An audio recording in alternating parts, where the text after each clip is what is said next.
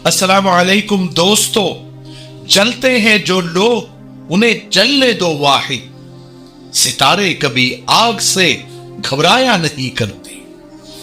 दोस्तों, कल Gujarat high court का बड़ा ही जबरदस्त फैसला आया और मुसलमानों के लिए उसमें एक बहुत बड़ी खुशखबरी है कि गुजरात हाई कोर्ट ने लाउड स्पीकर पर होने वाली अजान पर रोक लगाने से साफ इनकार कर दिया और उस याचिका को डिसमिस कर दिया। चीफ जस्टिस सुनीता अग्रवाल और अनिरुद्ध पी माई की पीठ ने यह फैसला सुनाया और याचिकाकर्ता के वकील से बड़ा तीखा सवाल पूछा। यह पूछा कोर्ट ने कि मंदिरों में होने वाली आरती और भजन और कीर्तन से क्या नॉइस पोल्यूशन नहीं होता? इसका कोई जवाब उनके पास नहीं था। दरअसल बजरंग दल के नेता शक्ति सिंह झाला ने एक याचिका दायर करके हाई कोर्ट से मांग की थी कि लाउड स्पीकर पर होने वाली अजान पर हमेशा के लिए पाबंदी लगा दी जाए, क्योंकि इसकी वजह से बहुत ज्यादा नॉइस पोल्यूशन होता है, बच्चों की सेहत पर असर पड़ता है, लोगों की नींदें खराब होती है। सारी बातें सुनने के बाद हाई कोर्ट ने बड़े ही चुभने वाले, सही और वाजिबी सवाल उनसे पूछे। कोर्ट ने पूछा, क्या तुमको अजान से प्रॉब्लम है? उसकी आवाज से तुमको लगता है कि नॉइस पोल्यूशन होता है, लोगों की नींदें खराब होती है? तो हमें बताओ कि मंदिरों में तो सुबह 4 बजे से ही पूजा शुरू हो जाती है, भजन और कीर्तन शुरू हो जाते हैं, मंदिरों में 8-8 घंटे चलने वाले कार्यक्रम का लाउड स्पीकर के जरिए प्रसारण किया जाता है। क्या उससे नॉइस पोल्यूशन नहीं होता? आगे हाई कोर्ट ने कहा कि 5 वक्त की अजान का अगर टाइम मिला लिया जाए, उसको जोड़ लिया जाए तो 10 मिनट बनते हैं। तो 10 मिनट से तुम्हारे हिसाब से नॉइस पोल्यूशन होता है?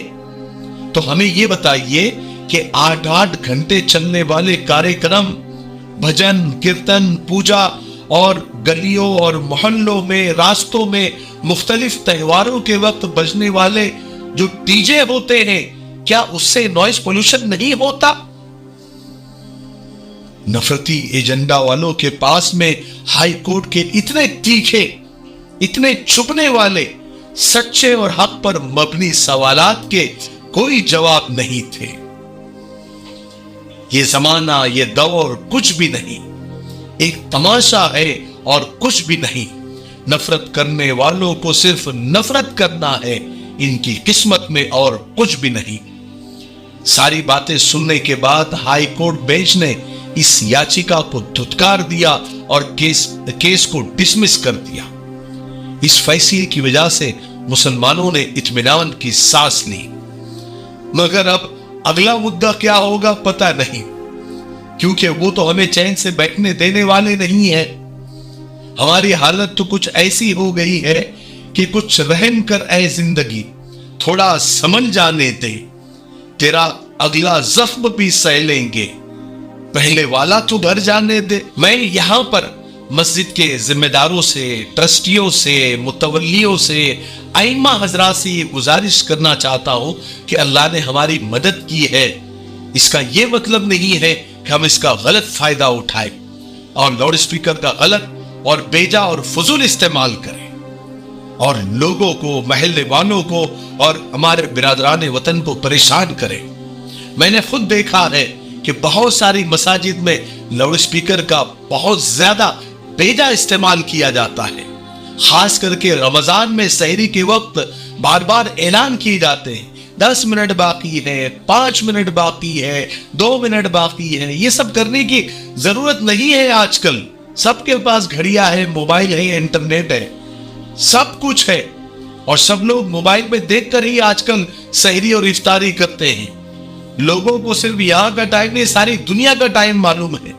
मक्का में क्या वक्त है, मदीना में क्या वक्त है, सऊदी में क्या वक्त है, दुबई में क्या वक्त है, सब वक्त लोगों को आजकल सब मोबाइल के ऊपर अवेलेबल है।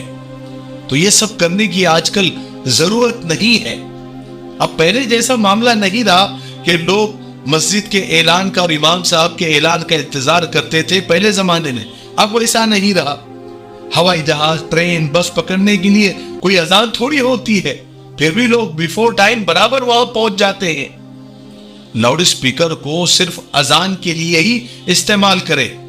फजर की अजान में तो आवाज का खास तौर पर ख्याल रखें। उन मस्जिदों में तो खास तौर पर जहां गैर मुस्लिम भाई बहन ज्यादा रहते हैं और मुसलमान कम, तो वहां पर जरूरत के मुताबिक ही आवाज को रखें।